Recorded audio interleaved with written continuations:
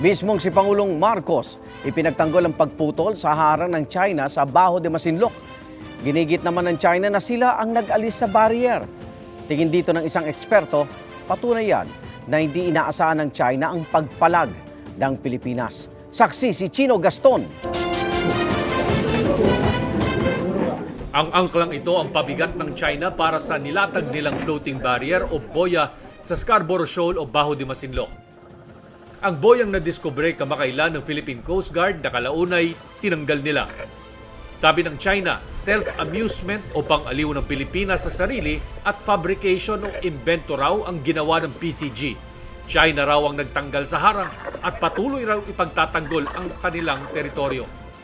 Kahit malinaw na nasa loob ng EEZ ng Pilipinas ang Baho de Masinloc at pinagtibay sa 2016 arbitral ruling na common fishing ground ito at di dapat harangan ng anumang bansa.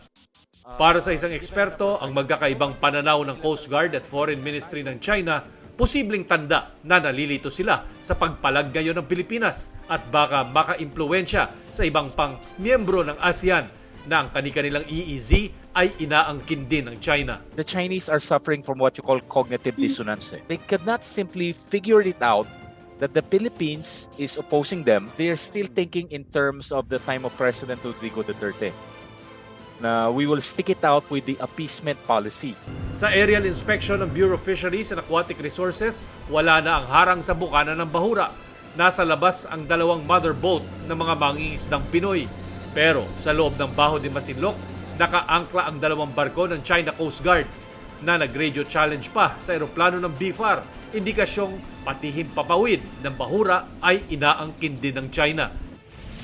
Si Pangulong Marcos mismo, kumbinsidong dapat tanggalin ang harang na di raw niya maintindihan kung bakit inilatag doon ng China. Umiiwas nga tayo sa gulo, umiiwas tayo sa mga maiinit na salita, ngunit matibay ang ating pagdepensa sa teritoryo ng Pilipinas. Patuloy natin ipapagtanggol ang Pilipinas, ang karapatan ng mga fisherman natin. Kung maglalatag ulit ng harang ang China, may pagtitiyak ang PCG. In the next coming months, if ever that barrier will once again be in place, the Philippine Coast Guard will do whatever it takes for us to remove the barrier.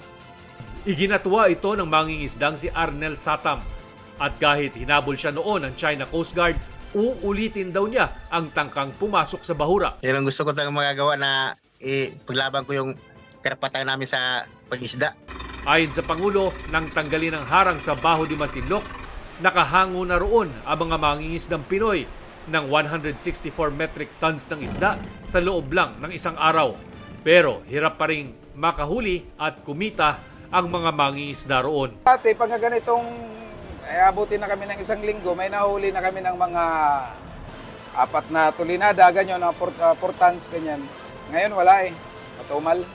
Kahit sa palengke, binabarat daw sila ng mga middleman.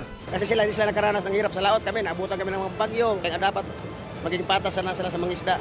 Ang BRP Dato Bangkaw ng BFAR namimigay ng libreng diesel sa mga mangingisda sa Bahura para maibsan ang kanilang gastos.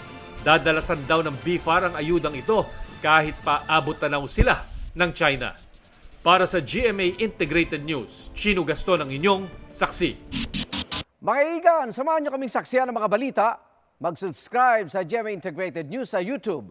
Para sa mga kapuso abroad, samahan niyo kami sa GMA Pinoy TV at sa www.gmanews.tv.